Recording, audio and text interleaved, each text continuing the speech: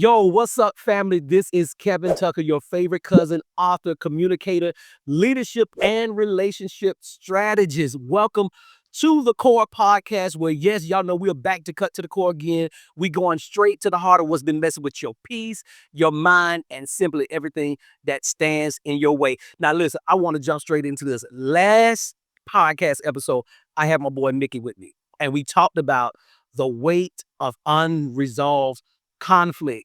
The healing you need is hidden in the conversation you're avoiding. But for part two, that we're about to kick off in just a minute, I brought a couple other fellas with me. So, fellas, let's just start right quick. My name's Jared Liverpool. Nice to meet you. Mickey Plant Jr. What's up, y'all? Stephen Simeon. Welcome back. I know the last time when Mickey and I had this conversation, we got a lot of feedback from different people as it pertains to how they handle conflict. You two tapped in a conversation where we was in passing, and it just evolved into this moment right here where I'm like, hey, let's do a part two of the conversation. So that's really what I want to do. I want to jump straight into the conversation. We're going to continue from where we left off the last time, Mickey. Okay. But how was your week? Let me just start off right there. My week was great, actually. Very challenging emotionally, because I've been going through premarital counseling. Your wedding coming up soon. Yeah, yes, sir. Okay. And I started seeing a new therapist with the focus on conflict resolution. So it's perfect timing. Perfect. What is time for conversation? Yeah. Wow. Mickey, how was your week? It's been pretty good. Busy, been working like crazy, but also balancing. Okay. Because I've been doing the work, but also stopping the work to spend time with my family. I canceled 2 sessions this week. Bro, that's big. Just so I could be home, rest, and just be with my family. Jay. Piggybacking off Mickey, rest, that was one of the big ones. Just taking a day off for myself. I know that's not a big thing, but it's something that I just needed. And I took a day off with my son as well. And we just spent time together and just allowed just to be in the presence of the Lord together. So little things like that, just spending time with the Lord and taking time off, also knowing what I need to put in and what to take away. Right. So it's definitely been a great week. Oscar. Well, shoot, my week has been good too. That's good. Man, it's really been a good week. Yeah. But the truth of the matter is, I have been tired, like for a few days, and I just think it's just all the mental, just mentally tired, running back and forth, with work, kids, family, and just kind of going through an adjustment period. Even with like launching the podcast, it requires work, spend time and come, just thinking through the content, especially for me. It's very important that I make sure the content is very intentional. Yeah. Life-changing and impactful as best as to the best of my ability with the help of God. And so these last couple of weeks have just been crazy busy. We're getting into the holiday season. So, there's a lot going on. But I tell you what, I've been having fun while I'm doing it too, Dust. I've been having fun too, because, I don't believe in just being working and moving and stressing. You ain't got nothing to laugh about, right? I don't even have to have a reason to laugh. I'll just laugh. Ain't got no reason to laugh. Now, I want to jump straight into this conversation. The weight of unresolved conflict. Because oftentimes when conflict arises, and we're talking about whether we're in family, relationships, be that as a marriage, a dating relationship, or even a friendship. In fact, it can even happen in business partnerships, workplace relationship between co-workers. Conflict is universal to any area of our life when we're dealing with people. But the challenge that I've seen for a lot of people, and I was like this at one point, is that at the first sign of conflict, the natural instinct is to just completely run away. Yeah. Naturally, some people get afraid because they just don't know what to really anticipate. And some of them, quite honestly, don't even trust themselves. Yeah. Going into a tough conversation and trying to think about the very idea of resolving a conflict.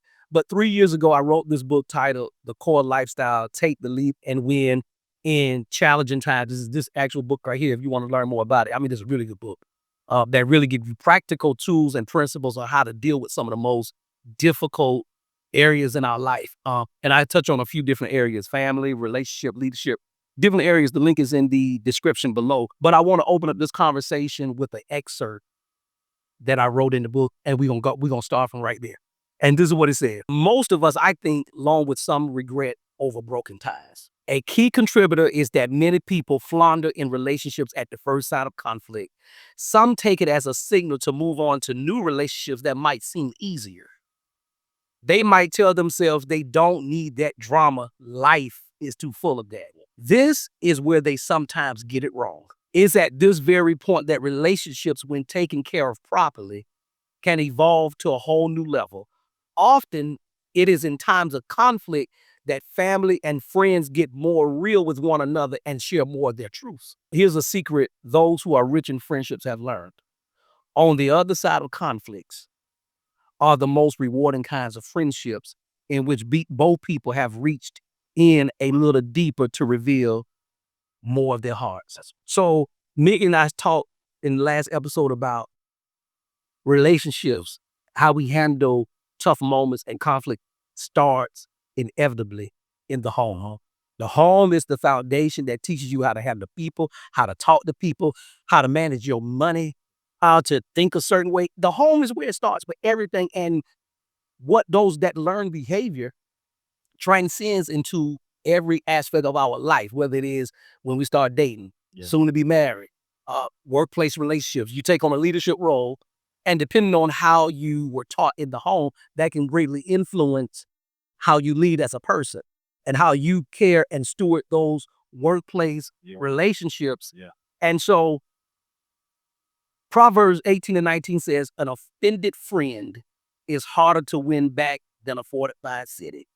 I want to go right back to this because we talked about this, but I want to kind of like go a little bit deeper with this. Now, just knowing what I just read from the book, the excerpt from the book. You think about people floundering and just scattering at the first sign of conflict, not even thinking about, hey, if I just take a genuine approach to this conflict to bring about a resolution, perhaps on the other side of this conflict might be the most rewarding relationship. That, in fact, what if Satan is trying to prevent you from reconciling because he knows that you are blinded right now to what that relationship can birth if you somehow come on agreement and come on one accord and the power of agreement, right? The power of unity, and deal with whatever the issue is. What if Satan is looking from the other side and just looking like, man, I'm not even going to allow him to be able to fix that because I want him to remain stuck. Because if he can remain stuck in this relationship, all the other challenges that he experienced in different relationships,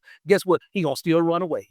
You still won't evolve to the best version of yourself. You know what I'm saying? So let's talk about that for a second. I want to hear all of y'all perspective just with what I just mentioned. Let's talk for a second. Man, listen. So when you said running away at the first side of conflict, that's really right. Growing up, nobody talked about anything. Right. The only conversations where, it was a discussion or a disagreement was always a blow up. I seen my grandma and grandpa sleep in separate rooms as long as I've known. They wouldn't say a word to each other. They should just put his food on the table, go on by our day. He'll come from the market, bring what he put it on, go about his day. And then if something happens, you'll hear yelling, a big blow up, whatever. Everybody's tense the rest of the day. And then it's just like, you hungry? Yeah. And then that's it. So now growing up, I'm in a relationship and it's like, hey, we need to talk. I'm like, we need to talk. Because you don't know what they expect, right? And it is so crazy you say that because a lot of, especially from the previous generations, a lot of people stayed married unhappy for the sake of staying married. It's because what we were taught to do? Sweep it under the rug. Don't nobody say nothing. And you get to the place where you start coping comfortably with your trauma instead of just seeking, stand on that grind, trying to get free from it. And that's what a lot of previous generation, in the previous generation, a lot of couples did that. And that was a way of thinking. But I want to ask you the question, Simeon, because you said when you were growing up, that was you walking away. When conflicts happen right now in your life, do you still run? No. So, and that's the thing, right? With all of that, my upbringing, I had to come to a point where I want something different. Okay, right?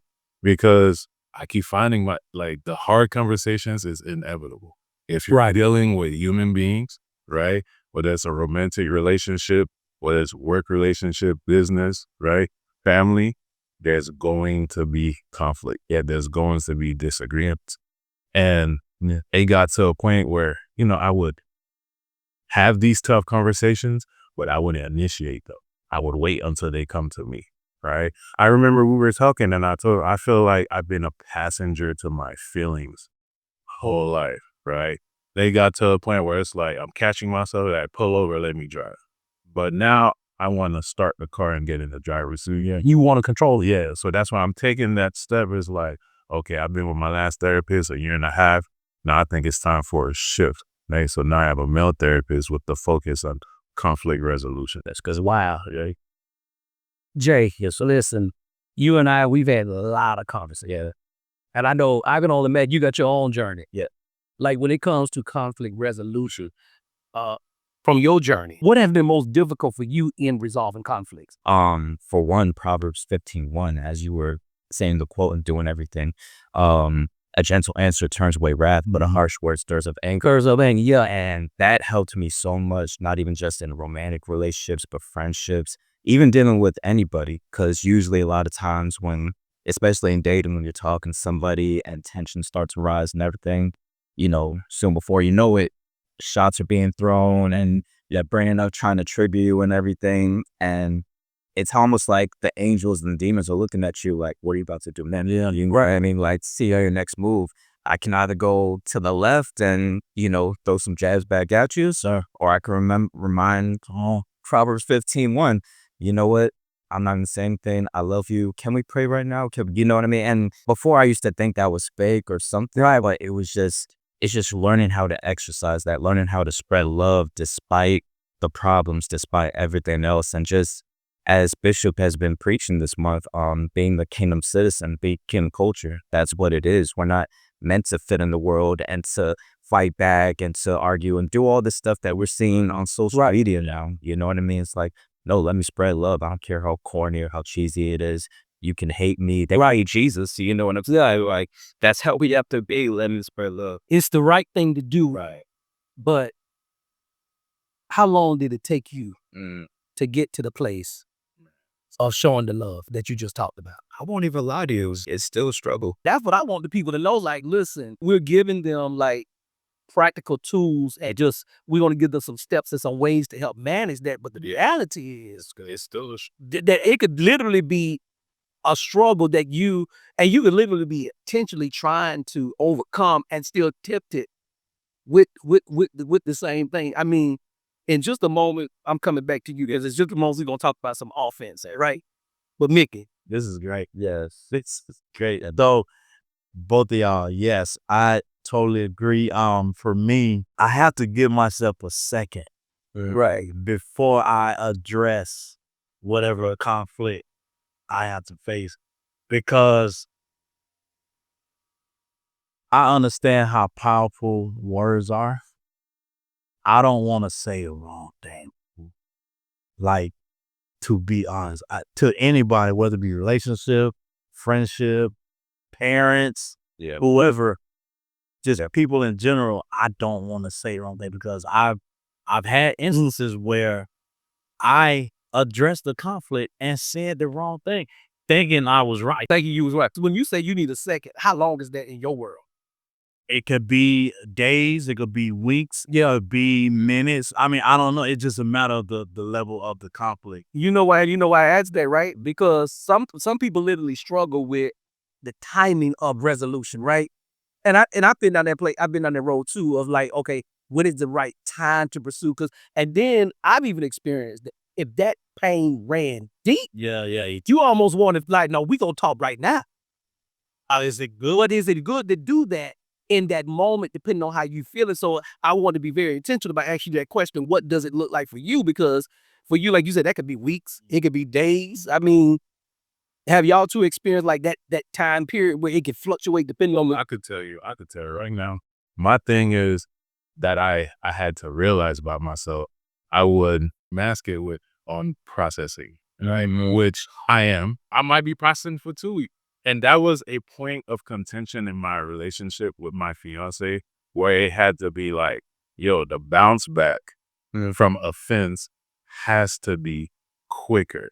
Now you entitled, you're right, to processing, you have feelings, right? But certain things don't fit the bigger picture of what we have going, right? It's not that deep. That's not invalidating, but it's not that deep. But really, you be like, yo, I'm processing. But knowing that I don't want to get in.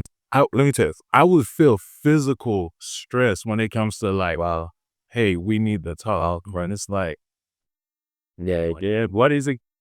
So now my head's like, did I do something? Did I not do something? Did I do something, not do it right? Just hearing you say that, right? Because for you to feel like that, what triggered that feeling? I was Like, where did it come from? I don't know. I would feel nauseous, like literally nauseous. So something Yeah, from your past from the past. So you know what? See, y'all about created that nauseous feeling. So the moment that she's like, "Hey, I want to talk," then you gotta ask yourself, what was it or what is it that's literally causing me to experience this level of anxiety? what I think. Just because it feels So I brace myself or whatever. It made me not even knowing, right? So I guess that feeling is just trying to search for these things and trying to brace myself. Real quick, Jared. No, bro. So one thing that you said, I remember conflict in Haiti. I remember two of my aunties arguing. As long as I've been alive, I always remember them going to it. But this specific argument, I can see it now. Me and my brother, we in the yard. One of them picked up a machete. Oh, wow. And straight up swung it. My grandpa had to jump in the way and grab it. Ended up losing some fingers. Well, here we are watching this, blood, screaming, fighting everywhere, right? And it's like, that was the result of conflict. Oh my God, this is so good because let me tell you something. This is evident. A lot of people are in that situation where we're still attached to the pain and the trauma of yesterday trying to get free. I believe so many people right now are experiencing moments like that where God is saying, listen, I want to break you free from that level of stronghold and bondage where you can have a conversation in freedom and liberty and not have to be afraid of a reaction because of what you experienced 10 years ago, 15 years ago. And that is the thing that I believe is getting in the way of so many relationships in general. Let's just, put conflict aside for a second. Yeah. Just even having conversations that are needed because of the fear of a response, because now you had a reflection of what transpired years ago and not knowing how people are going to respond. So I myself have been in that situation, whether I'm having conversations with my wife or the kids or friends. And then, especially when you got to have conversation that we would dub that sensitive type conversation. It's just like, bro, hold on, God. Like I'm pacing, I'm walking, like I'm praying like, Lord, please help me to be able, help me to say what I need to say in the right way so I can achieve what I'm trying to achieve. 'Cause right now, I feel the weight of the world on my shoulder just to say something. Like you want to have the right language. You trying to make sure you got the right body language. Like I ain't really trying to piss somebody off, but you just get out. It got to get out. And that can be very daunting. I know, Jared, you about to say something. It was just so much what Simeon was saying that just hit home. One of the things that I wanted to say was a lot of times in conflict resolution, especially in relationships, immediately, not gonna lie, tying it back to the home, tying it back to my mom, or, that's how we dealt with conflict resolution. So subconsciously, that's how I'm gonna deal with my resolution. But then it made me realize too, and something I learned in therapy is that if you're triggered by something, that's a sign that you still need to heal from that. Absolutely. Basically, long story short, I just always I believe God always tries to remind me that I'm still just recently saved. I just got saved like 2022, you know what I mean? And I'm 35 now. So that's like 32 years of unlearning a lot of these things that I grew up on thinking that was of God, but it's really of the world. So it's just understanding, for one, just being patient with myself. I don't have all the answers. Okay, I'm still going to snap back. Even yesterday I had a conversation. It didn't go how I wanted to. I got in my feelings a little bit where I tried to get back to God, but that little one or two messages got in the way. Yeah. But it's right. You got in your feelings with somebody? Yeah, it was somebody. Did you fix it? Yeah, fixed it. See, and Yeah, or I tried to, but you're right. They're still processing the way they're trying to block. yeah, absolutely. But either way, it's just like not beating myself up for slipping up. As long as I apologize, as long as I repented, as long as I try to do the best way, but still be aware, okay, I still have to work on that. And that's so good because what you just said, because we have to also consider that other person's feeling. Me was the opposite of that. I just say something. Yeah. And hey, I got mine off. Bro, I don't even care. I don't care. You can't feel about it, especially if you feel like they did you wrong. Says to the core. Yeah, there's and I was in a so me and this person, we stopped talking for almost 15 years because of something. They were in the wrong, right? But my response offended them. And to this day, that's why I say I need a minute. Because I know if I say something, or if I react a certain type of way, that person may feel some type of way. And I don't want to ever offend, no matter how you made me feel. Right. I don't want to offend you. Oh, yeah, Because now that's two wrongs don't make it right. right. So now that's two people that are now disconnected. Wow. Man, this is so good. Listen, this is what I need y'all to do. If y'all feeling this conversation, I need y'all to drop it in the comments right now. Put your questions in the comment section. Comment things that you can resonate with from this conversation. And I'm telling you, man, I'm really enjoying this conversation. Mickey, I want to jump back to something you said when you talked about making sure you say the right thing because words can be powerful. I want to read James 3, verse 3, chapter 3, verse 5 and 6. And it says, likewise, the tongue is a small part of the body, but it makes great boast. Consider what a great forest is set on fire by a small spark. Somebody that just sink in my head, right? Wow. This is what verse 6 says. The tongue is also a fire, a world of evil among the parts of the body. It corrupts the whole body, sets the whole course of one's life on fire, and is itself set on fire by hell. Do you understand that this is just letting us know how powerful and deadly the wrong words can be in our life when we speak it? And if you think about things that you said or things that people have said to you, just take a moment right quick and just think about in the last several years of your life or the different conflicts that you've had. And when people was irrational, just flowing. I mean, they just saying all kind of stuff. Think about them emotions that rose up in you when somebody said the wrong thing. I mean, you can literally go from being okay to be to angry overnight. You can go from being okay to ready to spaz out, fight. I mean, heck, you be ready to curse somebody out if you ain't careful. I mean, like literally words. And people say, back in the day, they would say, sticks and stones may break my bones. Words would never hurt you. That is the biggest lie. The tongue has the power of life and death. And those who love it will eat its fruit. Okay, stop right there. So, so the person who's speaking, if you're speaking life or death, which one do you love? Right? Some people love to speak down or to speak death. So they continue to spew out that. Speaking against or speaking down on your spouse, speaking down on your friend. So I love, I love to eat that, right? Or we're speaking life. So it's important that we continue to, that's why I say for me, I try to watch what I say because I want to always speak life. No matter how I'm feeling about whatever offense I may be experiencing, I want to speak life into that situation because I don't want you to now be fallen or you to be offended, right? So life or death is in the power of the tongue. And I understand that because I used to speak that. Man, that's so good. I want to transition from that into when you were talking about offense, because we talked about it last time, but I want to kind of talk about this a little bit more. I want y'all perspective on this because Proverbs 18:9 says this. An offended friend is harder to win back than a fortified city. Dang. Do you understand how difficult it is to restore friendships, to restore broken family relationships when there's offense? And what's even worse is when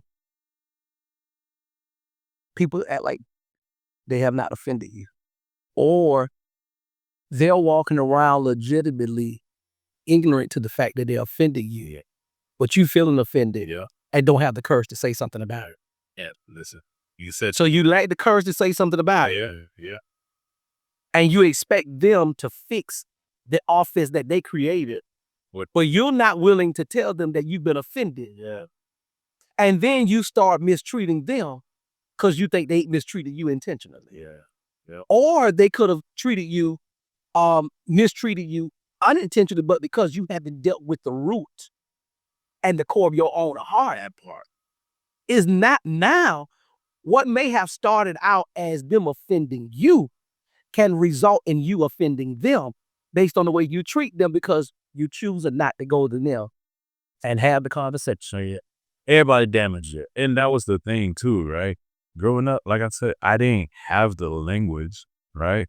Because that environment set you don't get this beat up by yourself, yeah? Right? So if I'm offended, I'm not going to say anything, right? It's like, oh, all right, but then I start moving different. You might see that I'm offended. Right. Oh, what's wrong? Nah, I'm good. I'm cool. Because I'm not about to open myself up to that, right? Because then that's going to lead to a conversation. That's going to lead to about more words. And then what if this conversation doesn't have the outcome that I want? That's another thing that I had to learn to deal with in conflict resolution or speaking up for yourself. And you can fully be offended, right? And like Kevin was saying, you express yourself, that person still don't see how they offended you. Well, you get the, I'm sorry you feel that way. Go ahead, Jared. No, I was thinking, just back to what both of y'all were saying. I think we are the generation that, especially our people, that's picking up this mental health thing. You know what I mean? Saying, no, I need to talk to my child. No, I need to say I love you. I shouldn't, thrash at them or talk down on them. No, I need to speak with love. So I think if anything, it's like, we're not here for us. And that's something that I'm continuing to learn every single day, is that I'm not here for my own feelings. I'm here to love God with all my heart and to love my neighbor as myself. So God, what am I here to do to help other people in this day? And we all have kids here, right? You know what I'm saying? We need to train them up so they don't go through what we went through in the past, How old is your child? 6. No, 7. I'm sorry. 7? Yes. 18. 18. No, see, let me just stop. I got 2 minutes. Let me stop. Let's see. I got 2 minutes. Maybe if the mothers were here, I could ask them. Ain't nothing gonna happen. Now they don't. Now they all. Now I thought you were gonna hear. they don't forgot what age kids are. Simeon say, no, that's still 18, 9, and 3 years. Mine's 12. 12. Yeah.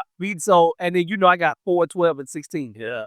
But the question that I have is, what does conflict look like between you and your children? I'm raising a little girl who she doesn't just bow down, right? So these whys are important. And I had to start realizing that I need to hear her out even if I don't like what she's saying. Like, I have to kind of like not stop being a parent, but just take a step back, right? And then go back a little. Like, remember them times where I would just go in my room or whatever and just be like, well, man, I hate it here. Yeah. I hate it here, right? I can't talk, I can't pay, I can't do anything, right? And I was just miserable. But when you just follow suit in the generational curse, generational trauma, right? This is what I got from my parents. And it's in the middle of like doing the work, I realized, I'm passing that on to my daughter. So now we have conversations where I'm asking her how she feels and be ready to not like the answer. Hey, he ever told you something that you didn't like? Oh, yes, so many times. And how you didn't end up on it? I always thank her for sharing. Right, that's the biggest thing. Yeah. Thank you for sharing your feelings. And then try to get even deeper as to, why we're here.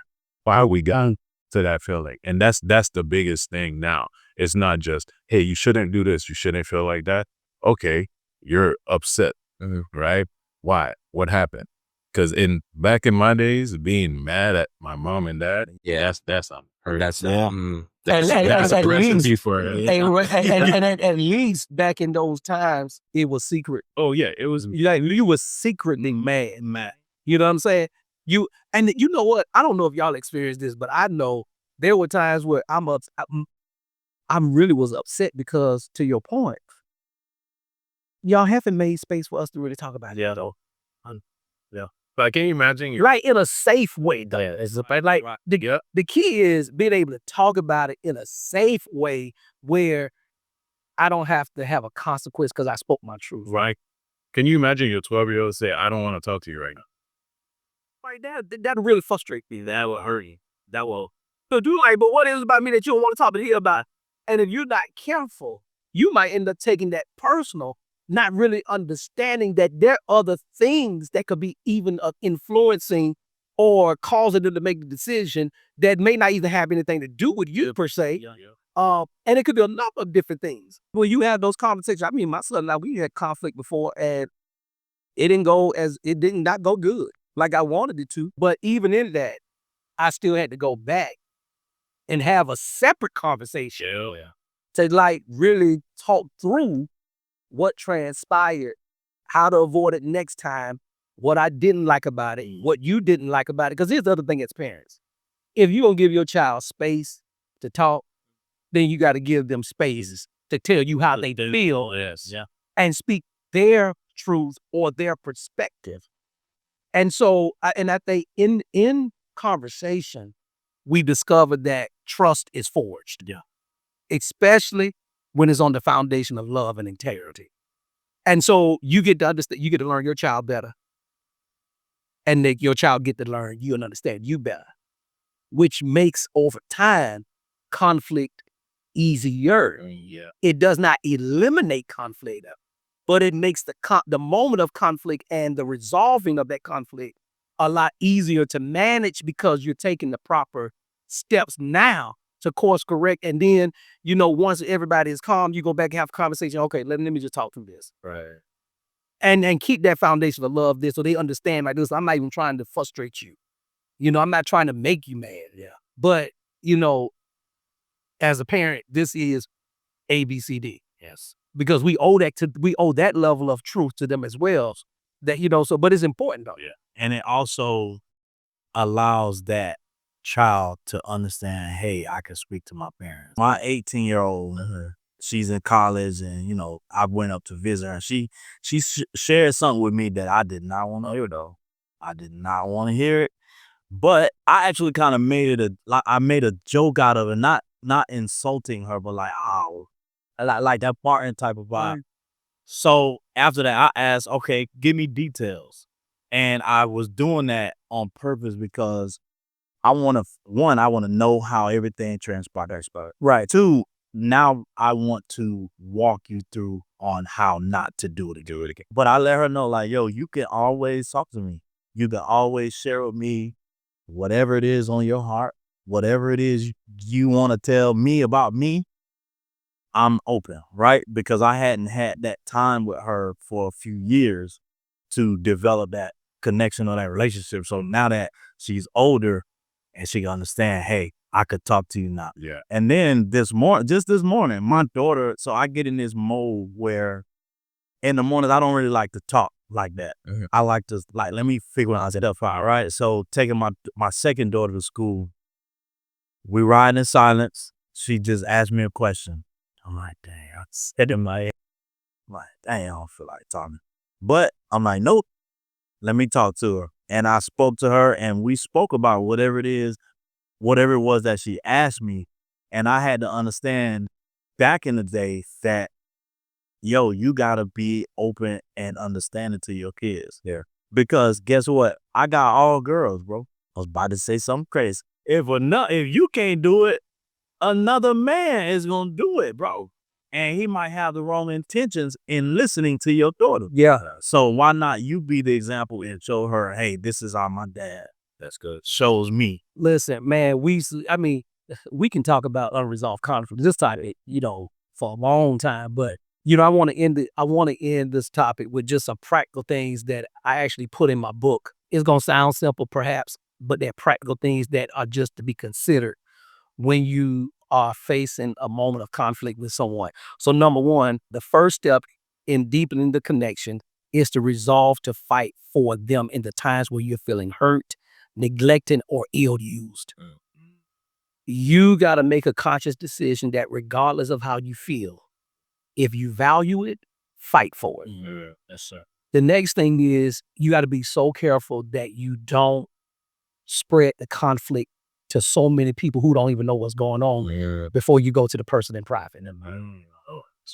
And so if you talk to somebody about it, talk to them about it, talk to someone who can give you non-biased advice and that can give you solid counsel to help you begin that journey of reconciliation, or can coach you through how to handle that conversation and have that conversation. The third thing you want to do is lay out the problem clearly with a goal of not winning, but finding a solution. I firmly believe this. When facing moments of conflict, it is not about winning. It is not about proving your point. I believe if you approach the conversation with love and integrity and transparency, you're going to understand my point in the conversation. It's impossible for me to approach you with transparency and authenticity and you not know what really bothered me and frustrates me. Number 4, remind the other person of the love or respect you feel for them and keep that at the front. This is going to make resolving conflict easier because, again, it's on the foundation of love and integrity. I'm coming to you because I love you. Yes. I'm coming to you because I respect you. I'm coming to you. Yes, you hurt me. Yes, you frustrated me. Yeah. But I'm coming to you because my love for you won't allow me to be comfortable with us being at odds. Yeah. That's how you approach that. And then here's the next thing you want to do. Make sure you approach the conversation with the right set of expectations. When it's time to resolve conflict, be very clear about where you're trying to go with this. You know, make it very clear. And then I'll close out with this key principle. With every conflict we face, all of us should be challenged to be better people than we were the day before.